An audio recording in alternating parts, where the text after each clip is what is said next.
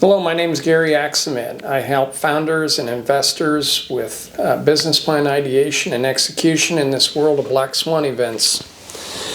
These are only my opinions. This is not financial or investing advice. If you like what you see here, follow me on TikTok or on YouTube. There's more content. Today, or now I should say, I think it's time to have a conversation about inflation, but not for the same reasons that I think other people are having conversations about inflation. I realize that the common theme is that the Fed printing money causes inflation, and that's factually true. However, there's another 800-pound gorilla in the room, and that is volatility, cultural volatility to be exact. I don't have a big issue necessarily with Trump's policies, but I do have, I wouldn't say an issue, but a lot of concern, hell of a lot of concern, about the change in mindset, culturally and socially, that has come about since 2016. And that's one of the biggest things that made me step away from what I had created in my life as a founder. You cannot build a successful venture in toxicity, in volatility. Volatility is to culture what an acidic environment is to cancer. It's just that simple. The biggest thing that I worry about going forward now in this next administration is the volatility, is the disruption, I should say. Is that a feature or is that a flaw? All the best policies in the world can't counterbalance irrational leadership. And I'm really, really worried about that. I talk to, I don't do a lot of coaching with CEOs of existing companies because, I'm geared more towards founders, but it's not saying that I don't. About a year or so ago, I worked with a company that had ongoing business in the United States. And, the CEO basically said, "How do I de-risk my business?" And I said, "Raise your prices."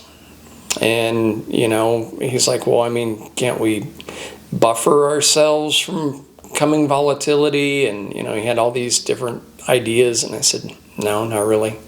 You're an ongoing business. It's a company with several $100 million in annual sales. So, they can't just start shutting down parts of their business to avoid volatility." And, my answer to him was raise your rates, build up a cash stockpile. And I don't think people realize that has a lot to do with the inflation that we're dealing with today.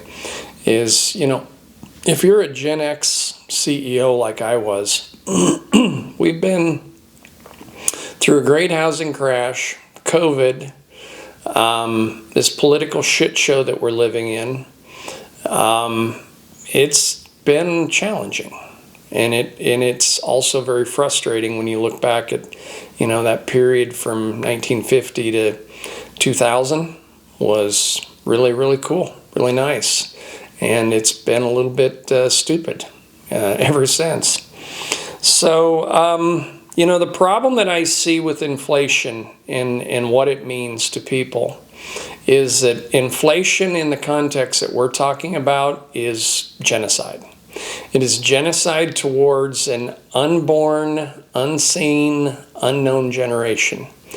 Because the same mindset that affects the CEO of a corporation is also affecting people in their personal lives. And that is, I talked to a young woman here about a month ago, and she's 27 years old.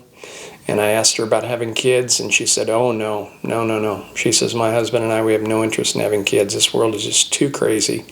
There's no way we could bring kids into this and try to raise them with the kind of values that we'd like them to have." And that, all the tax policies, all the tax incentives to have children, all of that is if we don't slow this insanity down, it's not going to make a damn bit of difference. And to be honest, many countries throughout history have tried this macro policy crap to try to manipulate people to have children or change population, and it's never worked.